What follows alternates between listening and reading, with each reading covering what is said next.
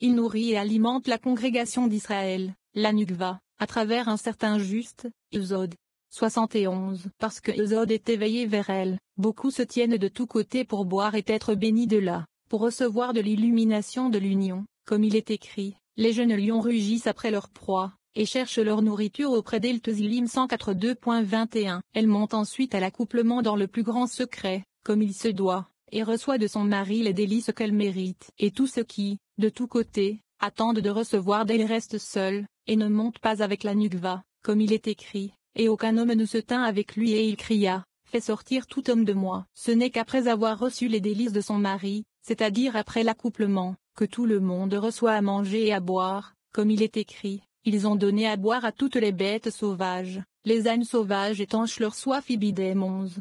8. Pourquoi avez-vous maltraité Moshe et Eliahu ont tous deux dit au Créateur, pourquoi as-tu apporté le mal? Cela indique le pouvoir du côté du mal sur le peuple de l'Alliance. Nous apprenons que le prophète Eliahu n'est pas mort et qu'il continue à agir comme messager du peuple de l'Alliance jusqu'à ce jour. Ni Moshe ni Eliahu ne sont morts, nous dit-on, mais ils ont été amenés directement au ciel immédiatement après avoir perdu leur corps. Les rabbins font référence à une force particulière acquise par l'âme lorsqu'elle est confrontée au puissant désir existant entre l'homme et la femme, et comment, plus que tout autre humain, l'âme d'Eliahu était du côté de l'homme. La pertinence de ce passage: le peuple de l'Alliance est doté du désir le plus intense de recevoir. Ils peuvent apporter plus de lumière à ce monde que toutes les autres nations réunies, mais ils peuvent aussi apporter plus d'obscurité s'ils sont gouvernés par leurs mauvais penchants. La force de reconnaître et de maîtriser nos impulsions négatives est imprimée dans notre âme. Nous recevons en outre la lumière purificatrice de Moshe et d'Eliahu, dont les influences nous aident à nous élever au-dessus des désirs de notre corps physique. Nous touchons le domaine divin de l'immortalité et infusons nos vies de cette énergie sacrée et éternelle.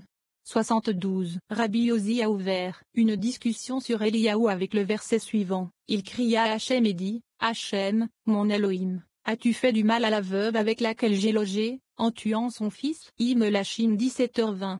Lachim 17h20. Venez et regardez, il y en avait deux qui disaient des mots durs au sein, béni soit-il, Moshe et Eliahu. Moshe a demandé, pourquoi as-tu maltraité, mal, ce peuple? Shemo 5h22, et Eliahu a répondu, as-tu aussi fait du mal en tuant son fils? Ils ont tous deux dit la même chose. 73. Il demande, pourquoi ont-ils tous deux dit, pourquoi avez-vous apporté le mal? Il répond, parce que la permission a été donnée à l'autre côté de régner sur Israël. Moshe a dit a fait le mal, ce qui signifie qu'il a donné la permission à l'autre côté du mal de régner sur eux. Eliahu a dit a apporté le mal, ce qui signifie aussi que vous avez permis à l'autre côté de prendre son âme. C'est pourquoi il a dit apporter le mal. Tout est un mystère. Apporter le mal est le secret pour donner la permission à l'autre côté appelé mal. 74. Venez et regardez. Eliahu a dit, as-tu aussi attiré le malheur sur la veuve chez qui je loge? Parce que le Saint, béni soit-il, a dit à Eliahu, voici, j'ai ordonné à une femme veuve de te soutenir. Shemo 5.2.9. Celui qui nourrit et soutient les nécessiteux, surtout en temps de famine, s'unit et s'attache à l'arbre de vie, et attire la vie sur lui et ses enfants, comme cela a déjà été expliqué. Maintenant, Eliahu a dit, celui qui fait vivre une seule âme dans le monde mérite la vie et mérite d'être uni à l'arbre de vie. Or, maintenant, l'arbre de la mort, le mauvais côté, a le pouvoir sur la veuve, à qui tu as ordonné de me faire vivre. C'est pourquoi il dit, tu as apporté le mal. 75. Il demande, et si tu dis qu'aucun mal n'est apporté à l'homme par le Saint, béni soit-il. Il répond, venez et regardez, quand un homme marche vers la droite, le Saint, béni soit-il, le protège toujours, et l'autre côté ne peut pas avoir la maîtrise sur lui. Le mal est soumis devant lui et ne peut dominer. Lorsque la protection du Saint, béni soit-il, est retirée parce qu'il s'est attaché au mal, alors le mal le voit sans protection, obtient le pouvoir et vient le détruire. Il a alors la permission de s'emparer de son âme. 76. Moshe a dit, pourquoi as-tu mal agi? Car le côté du mal a reçu la permission de régner sur Israël, qui est devenu son esclave. Une autre explication de pourquoi as-tu mal agi est qu'il a vu de nombreux Israéliens mourir et être donnés aux côtés du mal. 77. Venez et regardez, lorsque le bien, le droit, est remué, alors la joie, la bonté et les bénédictions demeurent, tout cela dans le secret, comme cela a déjà été expliqué à propos des fils de Yaakov, qui ont dit béni soit le nom de son royaume pour les siècles des siècles dans un murmure. Il y a un secret parce que l'union est alors réalisée correctement. Ainsi, il est clair pourquoi Joseph a dit, au moment de l'union, fais sortir chaque homme de moi, car l'union doit être réalisée dans le secret.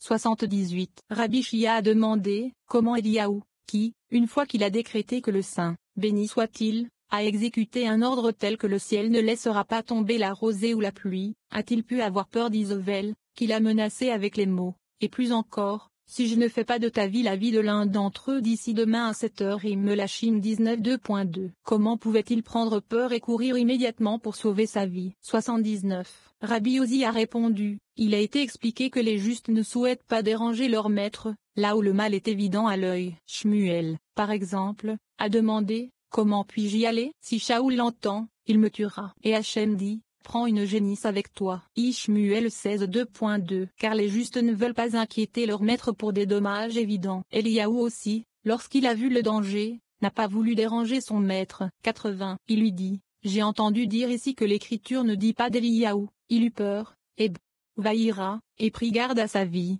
mais plutôt, quand il vit, et vaillard. Cela Melachim 19. 3. Ce qui signifie qu'il vit quelque chose. Qu'a-t-il vu? Il a vu que l'ange de la mort l'a suivi pendant toutes ces années, et pourtant il n'a pas été livré entre ses mains. Et maintenant, il est allé chercher sa vie, lit.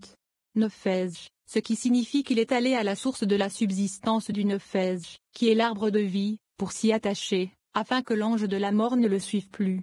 81. Venez et regardez, il est écrit partout ailleurs à son Nefej, mais ici il est écrit, pour son Nefej. J'ai entendu un secret de Rabbi Shimon, qui disait que toutes les âmes du monde proviennent du même fleuve, le Ezod Zahir Ampin. Elles sont toutes reçues par le faisceau de vie, la Nukva, et la femelle conçoit du mâle lorsque les deux parties sont toutes deux désireuses, la femelle du mâle, et le mâle de la femme. Lorsque le mâle a une passion plus grande que la femelle, les âmes sont d'une plus grande endurance, car tout dépend du désir et de la passion de l'arbre de vie. Zahir Ampin. Eliaou, qui est venu de cette passion du mal plus que d'autres personnes, a enduré et n'est pas mort. 82. Il est donc écrit pour son Nefej, au lieu de à son Nefej, car Aeb, et, implique la femme, la Nukva appelée et, mais pour s'applique au mal. On pourrait dire qu'il est écrit, pour la femme qu'il a dit Bereshit 3h16, qui est une femme. Il répond, cela inclut le mâle et la femelle, car lorsque la femme est incluse dans le mâle, alors il est écrit pour la femme qu'il a dite, alors que pour la femme indique la femelle seule, non incluse dans le mâle. De même, pour son Nefej indique le mâle seul, alors que à son Nefej indique la femme seule. Parce qu'Eliaou est du côté du mâle plus que tous les autres habitants du monde, il a enduré plus que les autres et n'est pas mort comme les autres habitants du monde. Car il vient de l'arbre de vie et n'est pas fait de poussière comme le reste des hommes. Il s'est donc élevé et n'est pas mort comme les autres, comme il est écrit. Et Eliaou est monté au ciel par une tempête de vent Melachim 2h11. 83. Venez et regardez le verset. Un char de feu, et des chevaux de feu Melachim 2h11. L'esprit s'est débarrassé du corps, et il n'est pas mort à la manière des autres hommes. Il est resté un ange saint comme les autres êtres sacrés suprêmes, portant des messages dans le monde comme un ange. Il a déjà été expliqué que les miracles accomplis par le saint, béni soit-il, sont réalisés par lui. 84. Voici le verset. Et il demanda pour lui-même, lit, à son Nefej, de mourir Melachim 19 2.4, alors qu'auparavant il est écrit, et elle a pour sa vie, lit. Pour son Nefej, ibidem, ce qui, nous l'avons déjà expliqué, faisait allusion à son endurance. Ici, il est écrit, à son Nefej de mourir, pour indiquer l'arbre où réside la mort, à savoir la Nukva, selon le secret du verset. Ses pieds descendent vers la mort Michelet 5,5. C'est là que le saint, béni soit-il, se révéla à lui, comme il est écrit. Sors et tiens-toi sur la montagne Melachim 19h11, suivi des mots, et après le tremblement de terre, un feu, mais Hachem n'était pas dans le feu, et après le feu, une petite voix calme, ce qui fait allusion au lieu le plus intime, d'où rayonnent toutes les lumières. 85. Il est écrit, et quand Eliaou l'entendit, il enveloppa son visage dans son manteau. Et voici qu'une voix vint à lui, et dit, que fais-tu ici, Eliaou? Et il répondit, j'ai été très jaloux Michelet 5 2.5. Le saint, béni soit-il, lui dit, jusqu'à quand seras-tu jaloux de moi? Tu as fermé la porte pour que la mort n'ait jamais de pouvoir sur toi et le monde ne peut tolérer ta présence auprès de mes enfants, que tu accuses. Il répond, parce que les enfants d'Israël ont abandonné ton alliance Ibidem 14. Il dit, sur ta vie, partout où les gens observeront la sainte alliance, c'est-à-dire la circoncision, tu seras présent. 86. Venez et voyez ce qu'Eliaou a provoqué par ses paroles. Il est écrit, Je laisserai cependant 7000 personnes en Israël, tous les genoux qui ne se sont pas prosternés devant Baal et toutes les bouches qui ne l'ont pas embrassé. Michelet 5h18. Le Saint, béni soit-il, lui dit, désormais, le monde ne pourra plus te supporter avec mes enfants, parce que tu portes des accusations contre eux. Tu oindras Élisée, fils de Shaphat d'Avel Mécola, pour qu'il soit prophète à ta place. Ibidem 16. Ainsi, il y aura un autre prophète pour mes enfants, et tu iras à ta place. 87. Venez et regardez, tout homme qui est jaloux du Saint, béni soit-il, n'est pas soumis au pouvoir de l'ange de la mort comme le sont les autres hommes. Au contraire, la paix est sur lui, comme il a été dit de Pincha.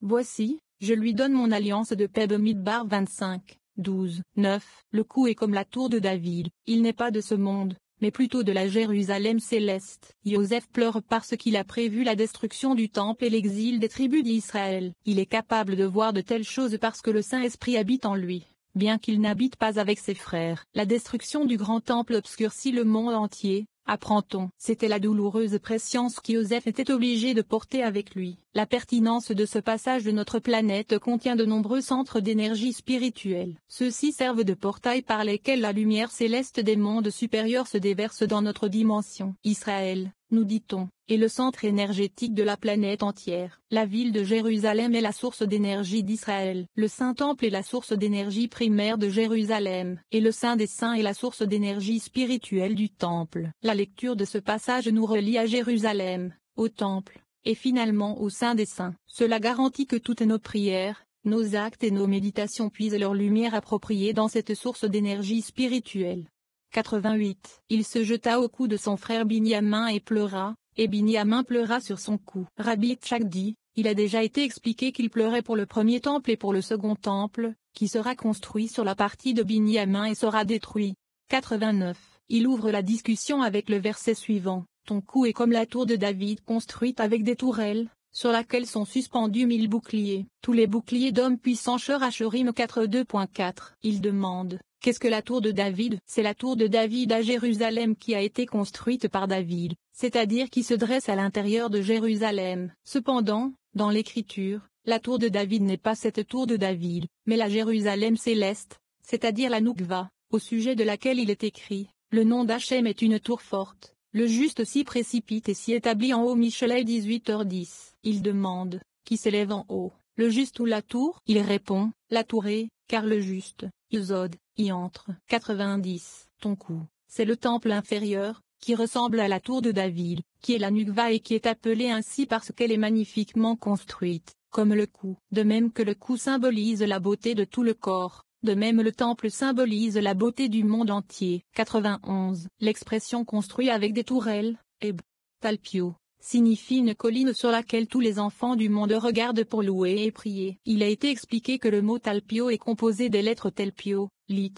Un monticule de bouche. C'est un monticule que toutes les bouches du monde louent et prient. 92. L'expression sur lequel sont suspendus 1000 boucliers ibidem, se réfère aux 1000 reconstructions qui y sont fixées, c'est-à-dire à l'illumination de Shoma à laquelle fait allusion le nombre 1000. Et tous les boucliers des hommes puissants sont appelés ainsi parce qu'ils viennent du côté du jugement sévère. 93. De même que tous les bijoux d'une femme pendent à son cou, de même tous les ornements du monde pendent et habitent dans le temple. Il a déjà été expliqué que le verset nous sommes poursuivis jusqu'au cou Esha 5,5. Fait allusion au temple, qui est le cou et la beauté du monde. Nous sommes poursuivis jusqu'au cou, nous travaillons et nous n'avons pas de repos. Nous qui avons travaillé à sa construction 2 fois, le premier et le second temple, et nous n'avons pas de repos, car nous n'en avons pas eu. Les temples furent détruits et ne furent pas reconstruits. 9. Comme lorsque le cou est détruit, le corps entier périt, lorsque le temple a été détruit et l'est obscurci, le monde entier est devenu obscur lui aussi, et le soleil, le ciel, la terre et les étoiles n'ont pas brillé. 95. Pour cette raison, pour les 2 temples qui ont été détruits, Joseph a pleuré. Après avoir pleuré pour cela, il a pleuré pour les tribus qui sont parties en exil. En effet, peu après la destruction du temple, toutes les tribus ont été envoyées en exil et dispersées parmi les nations, comme il est écrit, il embrassa tous ses frères et pleura sur eux, c'est-à-dire à cause de leur exil. 96. Il a pleuré pour tout, pour le temple qui a été détruit 2 fois et pour ses frères, les 10 tribus, qui sont partis en exil et ont été dispersés parmi les nations. Et après cela, ses frères s'entretinrent avec lui, et non pleurèrent. Il a pleuré parce qu'il a vu le Saint-Esprit venir sur lui, mais ils n'ont pas pleuré, parce que le Saint-Esprit ne demeurait pas sur eux, ils ne l'ont pas vu. 10. Et le